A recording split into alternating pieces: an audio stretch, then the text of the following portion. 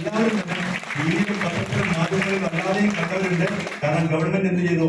പണ്ട് നമുക്കറിയാം ഇൻഷുറൻസ് നാട്ടിൽ വന്നൊരു സമയം ഉണ്ടായിരുന്നു അല്ലെ? പണ്ട് ഇൻഷുറൻസ് വന്നപ്പോ മരിച്ചു പോയാൽ പണം കിട്ടുമെന്നാണ് അവർ പറഞ്ഞിട്ടാണ് നമ്മളതിന് പൈസ മേടിച്ചത്. അന്ന് പറയുന്നത് മരണക്കുറിയാണെന്ന് പറഞ്ഞു, ശരിയല്ലേ? അത് പക്ഷേ പല കമ്പനികളും വന്ന് തട്ടിച്ചു പോയി. പക്ഷെ ആ സമയത്ത് ഈ തട്ടിപ്പല്ലാതെ ഇതൊരു ആവശ്യമുള്ളതാണെന്ന് മനസ്സിലാക്കി IRDA കീഴിലാക്കി ഇൻഷുറൻസിനെ മാറ്റിയെങ്കിൽ ഇന്ന് നെറ്റ്വർക്ക് മാർക്കറ്റിംഗ് ഇന്ന് ഇന്ത്യയിൽ നമ്പർ 1 ആയിട്ട് വളരണം. ഇത് അതിന്റെ ഒരു ആവശ്യമാണ് എന്ന് മനസ്സിലാക്കിക്കൊണ്ട് ഇന്ന് ഇന്ത്യയിൽ ആദ്യമായി കേരളത്തിലാണ് അതിന്റെ നിയമം വന്നത് എന്ന് നമുക്ക് ഓരോരുത്തർക്കും അഭിമാനിക്കാം. കാരണം നിയമം വന്നതുകൊണ്ട് ഇനി വരാൻ പോകുന്ന സംഭവങ്ങൾ എന്തൊക്കെയാണെന്നറിയോ?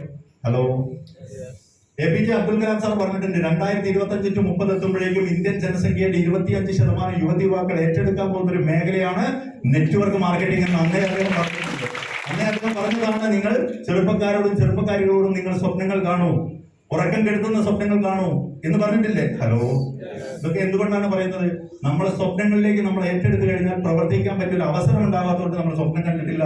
പക്ഷെ ഇന്നൊരു അവസരമുണ്ട്, അതാണ് നെറ്റ്വർക്ക് മാർക്കറ്റിംഗ്. ഇന്ന് ഇന്ത്യയിൽ 0.5 എത്തി നിൽക്കുന്നേ ഉള്ളൂ. ഹലോ, 0.5 എത്തി നിൽക്കുമ്പോൾ തന്നെ കേരളത്തിൽ മാത്രം ഏകദേശം 300-ൽ കൂടുതൽ ആഴ്ച വരുമാനം 2,10,000 വാങ്ങുന്ന ആളുകളുടെ എണ്ണമുണ്ട്.